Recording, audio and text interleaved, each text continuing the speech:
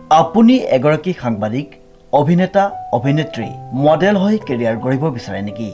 যদি বিচাৰে তেন্তে যোগাযোগ কৰক নিউজ নাও। যোগাযোগৰ নম্বৰটো হৈছে 9954474988। নমস্কাৰ, এটি বিশেষ বাতৰি লৈ নিউজ নাওৰ ষ্টুডিঅ'ত মই মুকিবুল হুছেইন।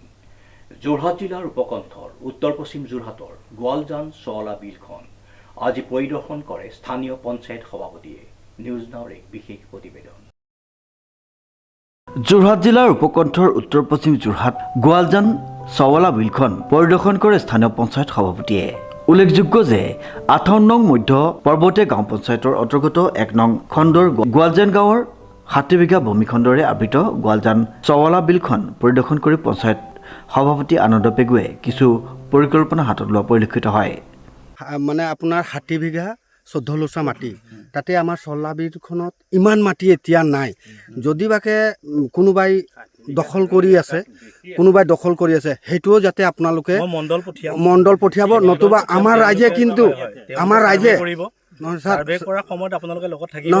নহয় ছাৰ, নতুবা আমাৰ ৰাইজে যদি এইটো বিলত ইমান মাটি যেতিয়া বেলেগে যেতিয়া দখল কৰিব পাৰে, সেইখন বিল তেতিয়া আমিও দখল কৰিব পাৰিম।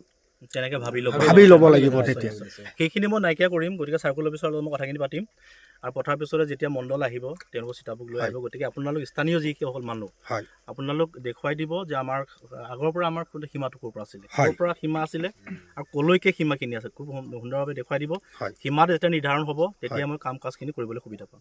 পঞ্চায়তখনৰ অন্তৰ্গত এই বিলখন আটকধুনীয়াকৈ গঢ়ি তুলিলে গ্ৰাম্য অৰ্থনীতিত অধিক টনকিয়াল হ'ব বুলি আশা প্ৰকাশ কৰিছে ৰাইজে।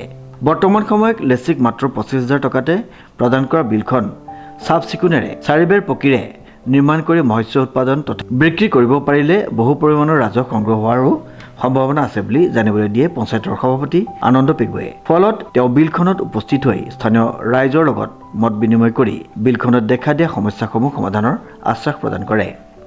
ইয়াত চৰকাৰৰ যিটো গোৱালজান চৱলা বিলৰ যিটো মাটি কালি, সেইটো আপোনাৰ 60 বিঘা 14 লোচা মাটি।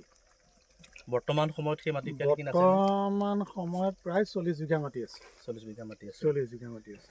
আৰু আমাৰ শিক্ষক এজনো আছে মোৰ বন্ধুবৰ, দিলীপ দাস ডাঙৰীয়া। গতিকে তেখেতসকল আপোনালোক আগৰ পৰা লাগি থাকে ইয়াত। হয়। এতিয়া ধৰক মই বিলখনতো বহুত এই 60 বিঘাতে বিল আছে বুলি ভাবিছিলোঁ। এতিয়া আহি মই যিটো দেখিলোঁ খুব বেছি এবিঘা মাটিতো পানী নাই। ইয়াৰ কাৰণ কি বুলি ভাবে এনেই? ইয়াৰ কাৰণটো হ'ল মানে কি, যেতিয়া মানে ভোগদৈ বাঢ়নি পানী সোমায় তাৰ পলসুৱা পানীটোৱে আহি মানে বহুত বাম হৈ গ'ল আৰু তাৰ পলসখিনি পৰি বাম হৈ গ'ল। আৰু কথা হ'ল কি, আৰু ইয়াত প্ৰত্যেক বছৰে এটা মেটেকা হয়। মেটেকা থকাৰ কাৰণে ইয়াৰ মাটিৰ স্তৰটো বাম হৈ আহি আছে। আগতে এই বিলখনত যথেষ্ট পৰিমাণৰ বিভিন্ন ধৰণৰ মাছ ওলায় আৰু ইয়াত বিভিন্ন 3-4খন গাঁৱৰ ৰাইজে মানে ইয়াত সংস্থাপন হিচাপে জীৱিকা হিচাপে চলিব পৰা সুবিধা হৈছিল। কিন্তু বৰ্তমান পৰ্যায়ত সেইটো অৱস্থা হৈ থকা নাই। আপুনি আজি স্বচক্ষে প্ৰমাণ কৰি দেখিলে যে বিলখনৰ যিটো অৱস্থা, ইয়াতে আপোনালোকে দেখিছে ইমানসকল মাছমৰীয়া পৰিয়াল, লগতে বিষয়া লেচিসকলৰ পৰিয়াল, মানে এটা জীৱিকাৰ ধুনীয়া সংস্থাপন হয়। যদি এই বিলখন যদি অলপ ডেভেলপ কৰি দিয়া হয়, তেতিয়া আমাৰ এই মৎস্যজীৱীসকলৰ জীৱিকাও ভাল হ'ব। আৰু যিজন লেচিয়ে লয় প্ৰত্যেক বছৰে লেচিয়ে কিন্তু লোকচান ভৰিবলগীয়া হৈছিল। আগতে তেনেকুৱা অৱস্থা নাছিলে।